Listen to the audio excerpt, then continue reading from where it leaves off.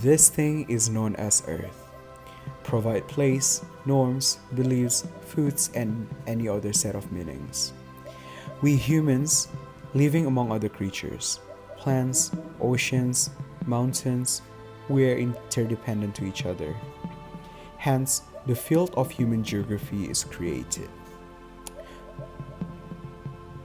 Human geography is the study of spatial organization, of human activity, and of people's relationship with their environment. It is a way of understanding places as relationships between human culture and their landscape. It looks at where things are, why they are there, how they are affect things elsewhere. Everything is related to everything else, but near things are more related than distant things.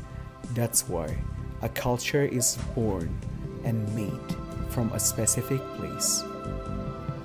I will seal you for a moment to embark a journey that shows how culture impacts us and how us, human, impacts the culture.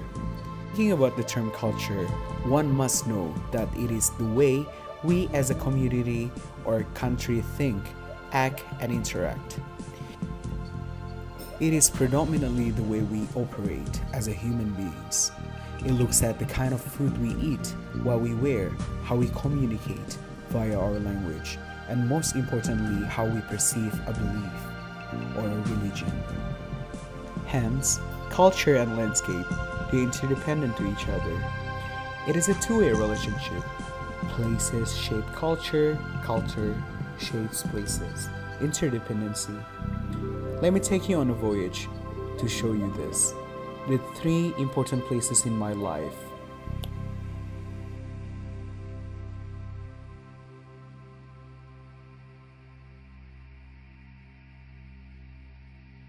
The first place that I'm going to talk about that is very important in my life is South Jakarta. It is situated in the spatial capital region of Indonesia, specifically in the island of Java. This is one of the most important places in my life. It has a major role in shaping me as an individual today. The place that I was born in and raised. One tradition that I practice so solemnly every year is Eid al-Fitr. It's in Arabic, but if you say it in Indonesian, it's Idul Fitri. Idul Fitri is a fine example of cultural traits of South Jakarta and the whole Indonesia itself. It is an important belief system, a religious holiday celebrated by Muslims worldly that marks the end of Ramadan, the Islamic holy month of fasting. In South Jakarta, it's highly encouraged for families and friends to gather together and celebrate the day with variety of foods. Even the non-Muslim people celebrate this day to join the festivities because the day is not just about the religion but also is about family and friends coming together to enjoy the abundant flavorful dishes. The day teaches everyone that we are equal, that we are all brothers and sisters. The fortunate families usually provide the foods and the venue for the less fortunate. It is one of Indonesia's cultural systems to be Muslims. The majority of Muslims in Indonesia is 87.2%, and this has begun as early as the 8th century. Muslim traders entering Indonesia. From my great-great-parents' time, my family has the reputation and obligation to host Idul Fitri. On this day each year, when I was back living there, I would wake up in the morning and help the kitchen. The kitchen usually crowded by housemates and family members, preparing foods. By 12 p.m., the house would fill with the aromatic beef rendang, the most authentic Indonesian beef stew made from coconut cream and spices. Yum! My action of helping this kitchen is one contribution of how I promote this cultural activity. Through this action, I am presenting an example for the younger generation like my little sisters and my brothers, or even cousins. That is, it is crucial to actively participate in this activity because we have to pass down our culture to generation and to the next. Therefore, the tradition will be passed down. The map that will show you the second place that's important in my life is Melbourne. Melbourne is located in the coastal capital of southeastern Australian state of Victoria. Hence, it is located in a country named Australia. Australia is a core region. I moved to the city when I was 16 years old. I moved because my parents wanted me to be exposed to a better education system. There was so much to learn from adjusting to the Australian culture. First of all, let's talk about the language. I was clueless about English since I had not been to an international school before. This creates a cultural boundaries between me and the landscape. When talking about language, one must know that it is a cultural system, a means of communicating ideas or feelings by way of conventionalized system of signs, gestures, marks, or articulate vocal sounds. Basically what I'm doing right now. Language is connected to regional identity. Hence, for someone to be in Melbourne, you can definitely hear the difference in dialects.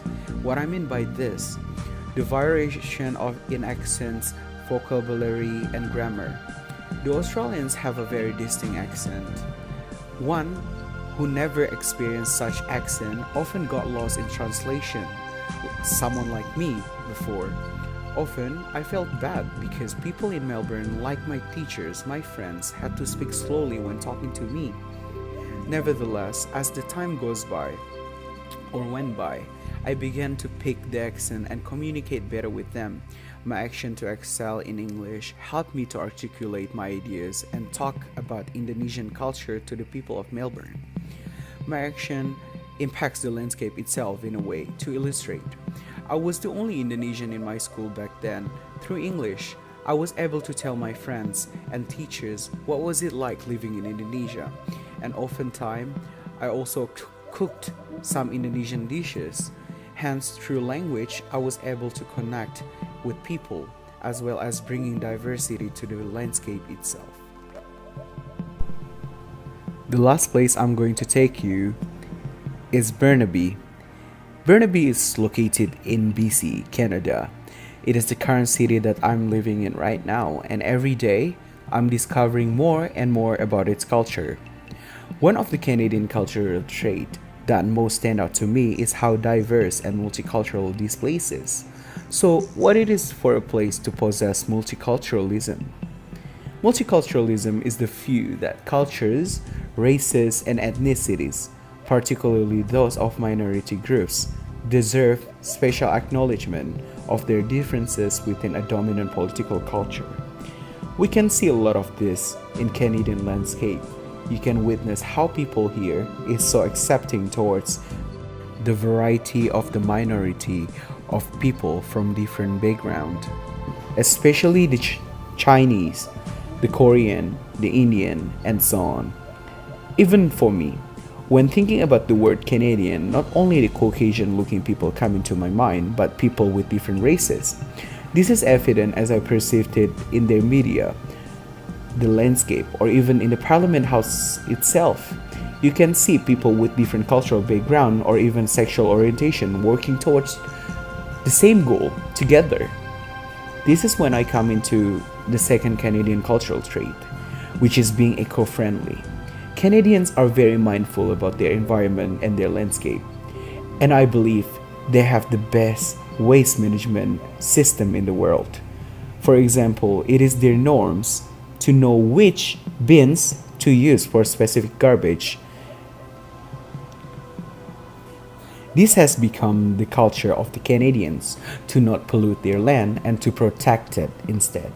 For this reason, I have become very mindful about this issue too, not just being detailed about which garbage to use. I also turn into be a person that cares so much about the environment.